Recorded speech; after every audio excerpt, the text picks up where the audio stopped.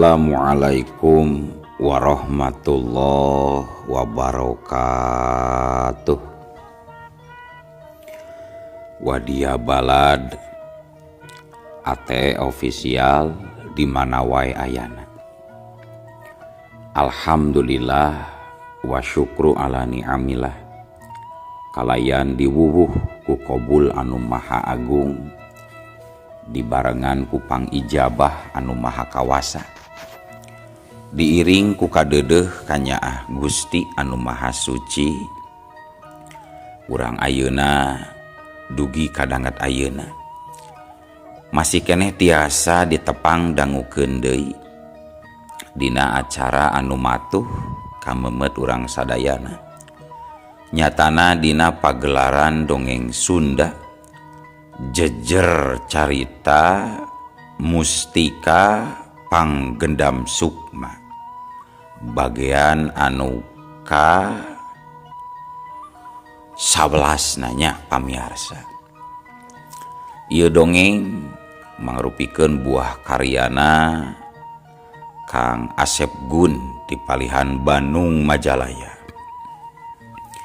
Kangge Kang Asep Gun ngahaturkeun rewunuhun laksa ketik kabingahan, rehna parantos ngintunkeun naskah sakaligus ngawidian mamang kangge medar ieu dongeng dina Kandaga ATE official.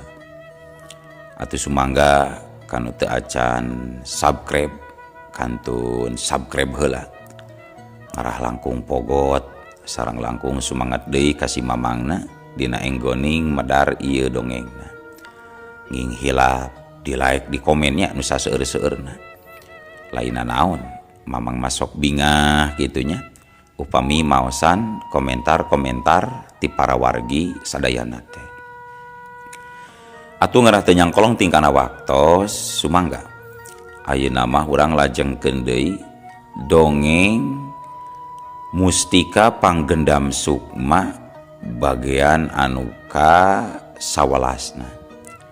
Kumaha salajengna sor cekopina betot simutna pagan heula tali kolorna bisi morosot merezel morozol uzelan di tengah jalan tumpak dung dung tes.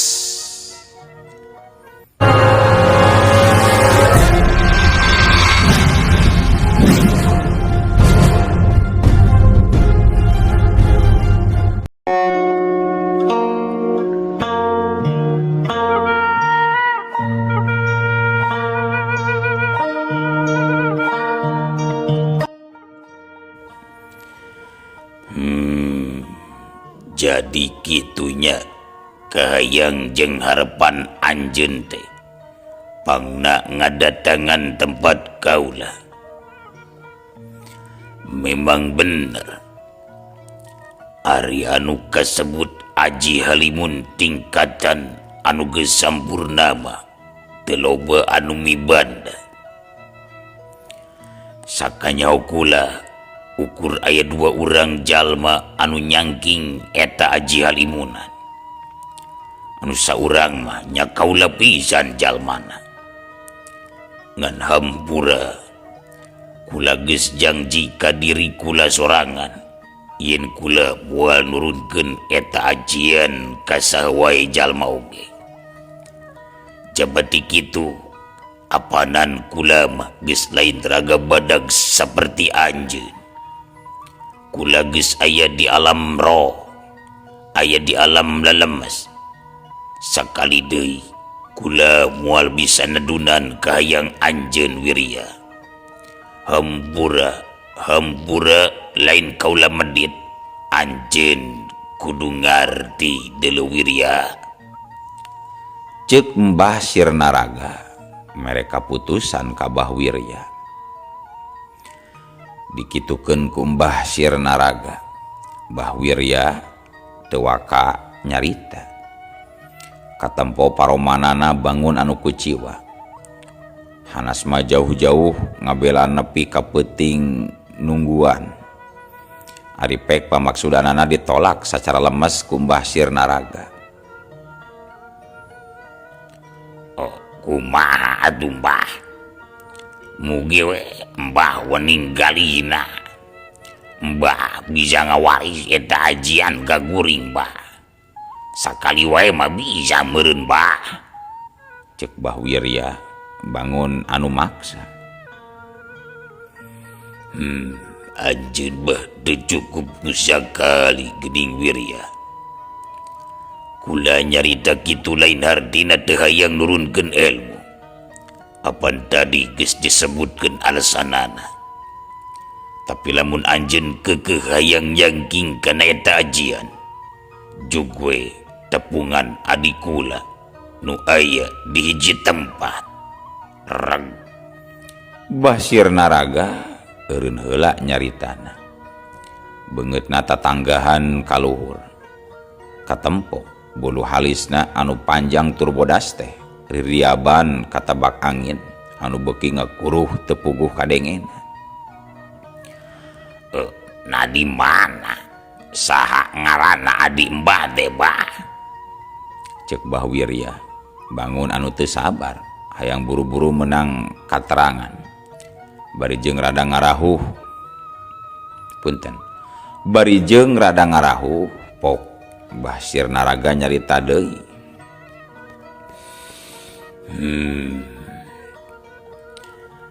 Ngaran adik kula nu katelahna Nini Cengkir. Ari tempat dumuk batuhna di hiji pasir anu katelah pasir juring. Jug hayang nyaho tepugan ka tempat adik kula ku anjeun. Ngan kula oge teu bisa mastikeun nah bakal daek badena nurunkeun eta ajian ke anjeun atawa moal. Kaula teu apal. Sakitu we ti kaula mah Deuleu Wirya. Cacap nyarita kitu Las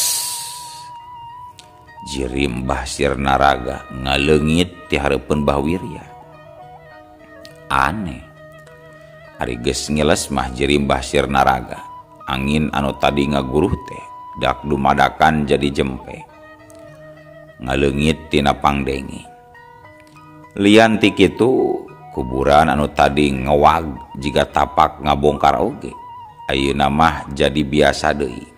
Lita jeung rekep jiga samemehna.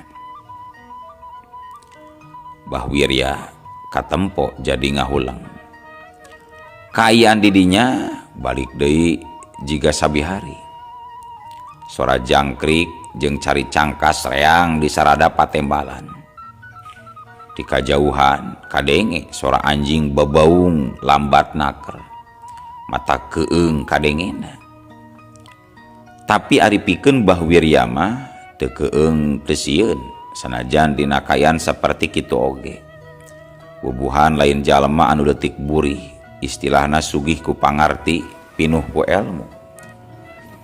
Anu akhirna jung Mbah Wirya cengkat tina diukna. Jurung kunung nangtung terus rarat reret pok kadenge ngagerendeng. Nini Cengkir cicingna di pasir juring. Mun teu salah pasir juring teh ayana di beh kiduleun wewengkon Majalaya deukeut ka lembur Cibeet. Moal kagok rek ayeuna we ku aing dijugjug ka tempatna Nini Cengkir. Rek nanaon balik oge.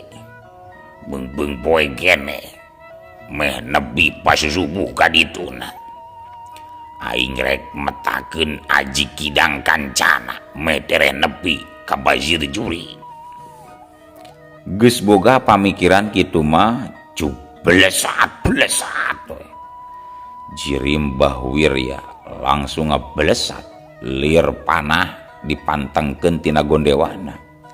Sakicep oge cirimna geus eueuh ninggalkeun kuburan Mbah Sirnaraga. Kira wanci memeh bedug subuh, Mbah Wirya geus anjog ka tempat anu dituju. Nyatana pasir jurig teh tempat dumuk matuhna Nini Cengkir. harita Bahwirya ngajegah panona mencrong ka hareup. Lamun teu salah mah pasir anu ngajumbluk itu tuh nu gadelah pasir jurig mah nasok hees gitu eta manusia anu nelah nini cenggir teh. Jeung deui dari nurutkeun beja mah nini cenggir teh lain manusia tapi bisa disebutkeun manusia setengah dademit. Tapi da acan paeh deui nini cenggir mah hardina si nini cengkir nyiluman meureun ngajedogna di dieu na teh hayang nyao aing rek didegeudan eta basir juri. Gerentes Bahwirya bari ngalengkah leumpang muru ka tempat anu ngalemeng nyatana pasir jurig tempat cicingna nini cengkir. Tapi di mana cenah ngajedogna nini juri teh deueuh jaung butut-butut acan geuningan di dieu mah moal gitu di luhur tatangkalan mah asa biraku jelema ngajedog dina tatangkalan lain monyet meureun. Aduh tapi ketang apana ini cengkir mah makhluk setengah manusia setengah dedemit bisa we rek cicing di luhur tatangkalan atawa di jero batu oge. Kitu gerentesna Bahwirya basa geus anjog ka tempat anu katelah pasir jurig tempatna nini cengkir. Lumayan lila Bahwirya ngajanteng kitu nate nepi ka akhirna Bahwirya ngarasa cangkeul jeung kesel oge. Duh, nah di mana itu tempat jijingna edan uga telah sini ni cengkir teh. Sagitu ku aing geus disakserak ka unggal tempat anu negrak dizug-zug geus aku rungkun anu nyumput. Tapi weleh taya tanda-tanda anak geuning. Da sini ieu pasir nu katelah pasir jurig mah. Tapi nah di palebah mana anu ngajedogna ari sini ni cengkirnya.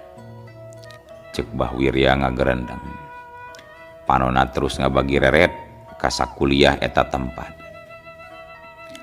Tapi barang manehna tanggah kana salah sahiji tangkal anu ngarumpuduh katempo dina dahan eta tangkal aya jirim bodas. Papakeanna katempo ririaban katabak angin. Walzala pasti itu tuh nu gatelan ini cengkir teh. Abung nini zatengah siluman paingan di teteangan dihandap dega baluru da geuning adon ucang angge di luhur tangkal. Cek Bahwirya ngomong sorangan. Saterusna Bahwirya nyarita ditarikeun ditujukeun ka jirim nu aya di luhur tangkal.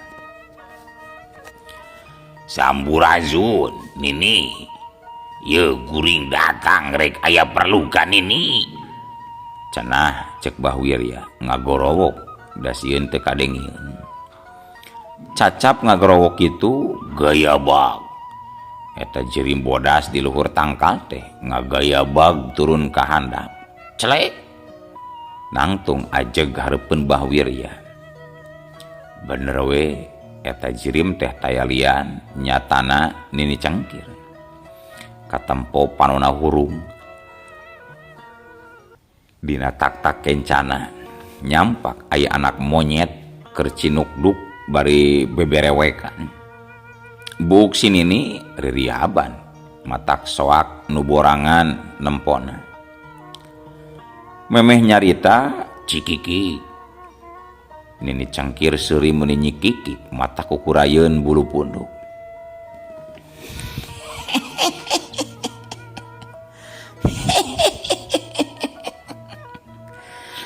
Saha sia teh peuting-peuting ngaganggu aing anu keur ngeunah-ngeunah hees ya teu gablek pisan kasopanan wayah kieu ngadon cecileuweungan deuleu jadi we si nyonyot hudang da kagandengan ku sia sok buru bejakeun aya keperluan naon jeung saha ngaran sia deuleu. Hambura nini hambura lamun kuring geus ngaganggu ka nini kuring aja ngadatangan ka tempat nini sabab aya kaperluan ka nini sakali deui kuring hambura geus ngagerwakeun nini anu keur di Brazare. Cek Bahwirya bari ngarapatkeun kadua dampaleungeunna dina hareupeun dada tanda hormat ka nini cengkir. Oh kajeun danggeus dulu ayeuna mah ngagangguna oge. Sok buru geura caritakeun aya perlu naon sia teh ka aing jeung nyaho ti saha datang ka tempat aing deuleu. Jadi kieu ieu teh dini barabat we. Bahwirya nyaritakeun ngeunaan dirina anu menang pituduh ti Mbah Sirnaraga yen kudu nepungan nini cengkir.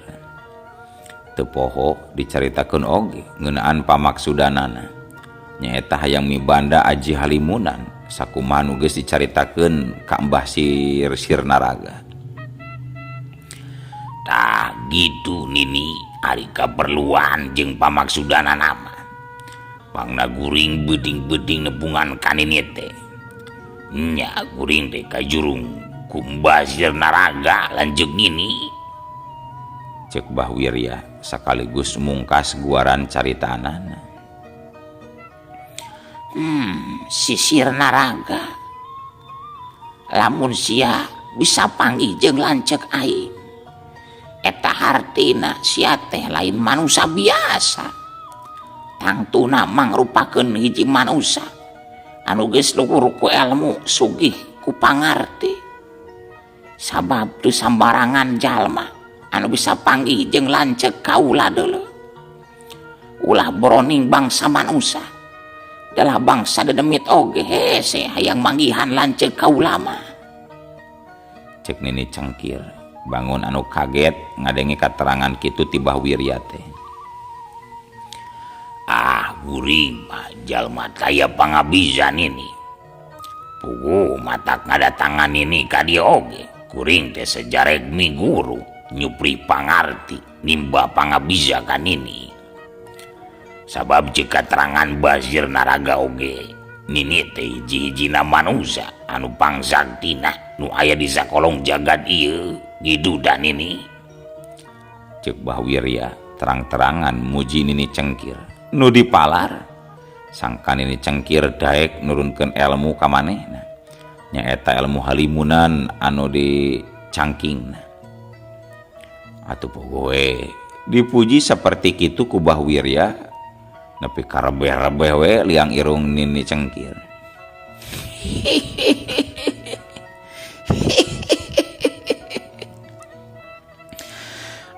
Bisa we sia mah ari muji teh deuleu aki-aki tapi ketang da jeung nyana memang ukur aing manusia anu pangsaktina di sajagat ieu mah sabab batur makalah kumaha ngaraku sakti mandragunana oge buktina mah anger we geuningan marodar. Pan aing mah nepi kadanget kiwari masih keneh hirup da memang moal paeh-paeh deuleu aing mah. Nya gitu pisan ini anu madak nu mawi ulu botak katinggang surabi nya pokona mah gitu we tujuan kuring mah kumaha nini daek teh eta nini ngawaris ajian kalimunan ka kuring. Cek Bahwirya malikan deui kana maksud tujuanana. Kela sia kela aing mah weleh can ngarti deuleu najan sia tadi nyebutkeun yen sia jalma taya pangabisa tapi dapikeun aing mah bisa ngarasakeun sia teh lain manusia anu balilu ku ilmu atah ku pangabisa nu katenjo ku aing mah dina diri sia teh geus numpuk ku rupa-rupaning ilmu nu lain handap-handap tingkat jeung ajen kahebatanana deuleu.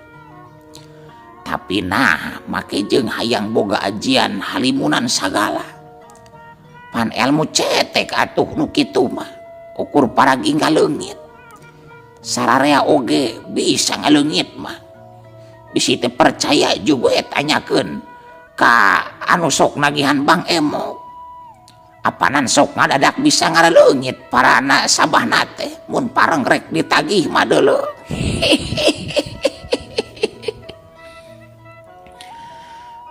Nini mah kalah ngabodor teu rame serius guring mah nini oge pasti apal kana naon anu dimaksud ku guring lain ajian halimunan nu seperti kitu nu dimaksud ku guring mah nini.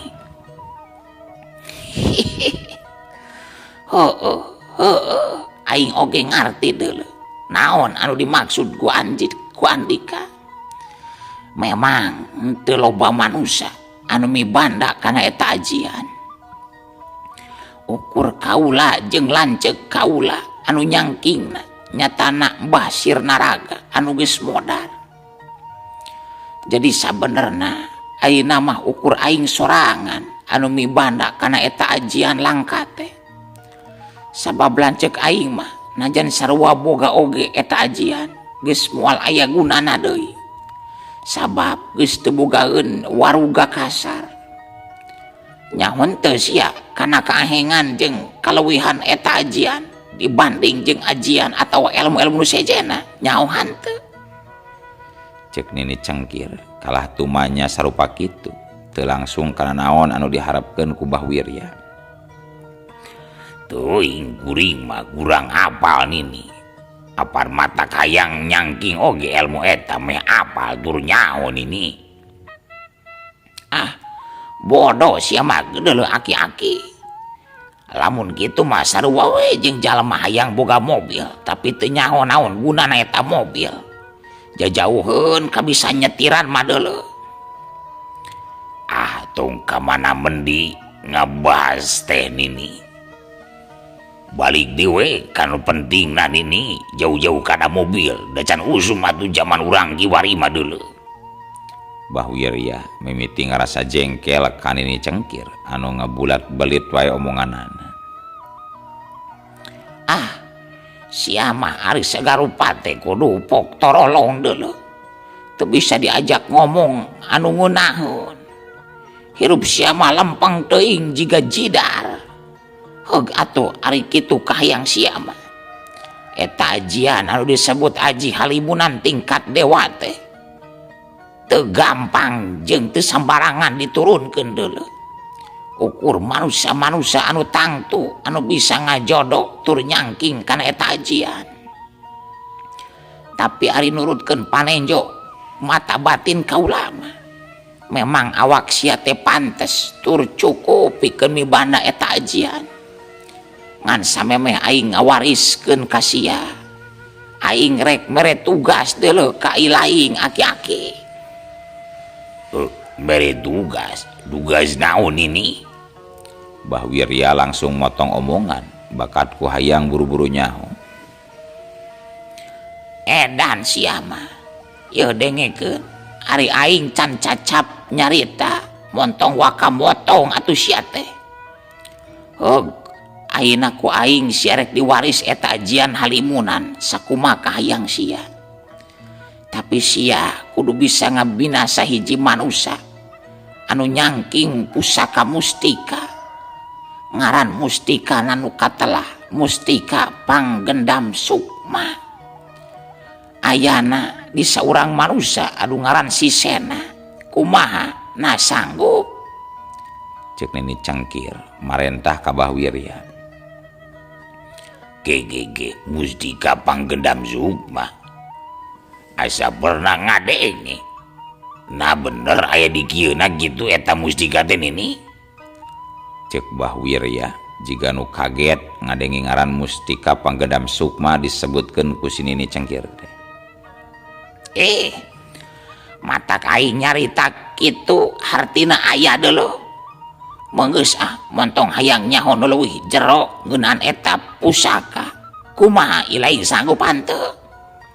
Cek Nini Cengkir morotot ka Mbah Wirya. Sanggup lah ini sanggup. Keun ku kuring rek direbut tina leungeun eta jalma eta mustika teh. Urang mana eta jalmana nini? Nyateangan we ku sia. Aing oge teu nyaho urang mana-mana nama deuleu. Salegana oge alam dunia atuh aprak ku sia. Cek Nini Cengkir make jeung nyebutkeun salagana alam dunia sagala. Memangna alam dunia teh leutik. Kudu iraha nini. Iraha naonna sia teh Wirya? Nya eta iraha kuring kudu ngamimitian maluruh eta jalma anu ngaran saha tadi teh Zena. Tahun hareup sia belagu. Make jeung nanyakeun iraha sagala. Nya ayeuna atuh. Kitu oge ari sia hayang buru-buru diwaris Aji Halimunan sakumaha hayang. Lamun mumul mah jor we mantog deh ka itu. Heureui we atuh nini. Kitu-kitu we oge muni ambok nini mah. Cenah tadi ceuk nini ulah lempeng teuing jiga jidar hirup mah. Gandeng sia. Kalah malik-malikeun sia mah ka aing teh. Jor ayeuna keneh geura mangkat sia. Podaran eta manusia, rebut eta mustikana deuleu. Terus bawa ka aing. Lamun sia geus bisa masrahkeun eta mustika, kakara ku aing rek diwaris ajian Halimunan sakumaha pamenta sia. Yeuh dengekeun.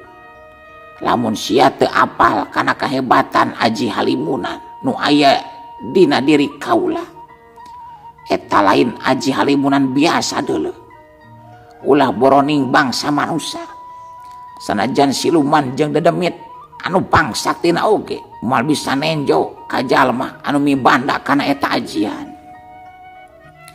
Lian ti kitu, lamun sia geus mibanda kana eta ajian, panon sia bakal awas ka makhluk naon wae oge. Sanajan ka setan neraka oge bakal bisa katenjo ku sia mah deuleu. Tah eta kaluwihan jeung kaunggulan kahebatan Aji Halimunan tingkat dewa aing teh deuleu. Ngarti sia. Cek Nini Cengkir ngajelaskeun. Atuh nu saterusna mah sanggeus Bah Wirya nyanggupan kana parentah Nini Cengkir. Nyatana pikeun ngarabut mustika ti Yijangsena. Akhirna harita keneh Bah Wirya indit ti hareupeun Nini Cengkir. Rek maluruh tempat jalma anu diteteanganana. Cag kayan Bah Wirya urang tunda heula. Ayeuna kocapkeun jalma anu rek dipaluruhna nyaeta Jangsena. Tisaprak manehna mibanda mustika anu katela mustika panggedam sukma. Pangwaris ti Mama Ajengan Sodikin teh. Jangsena leuwih suhud dina urusan nyupri pangarti dina urusan bag-bagan agama.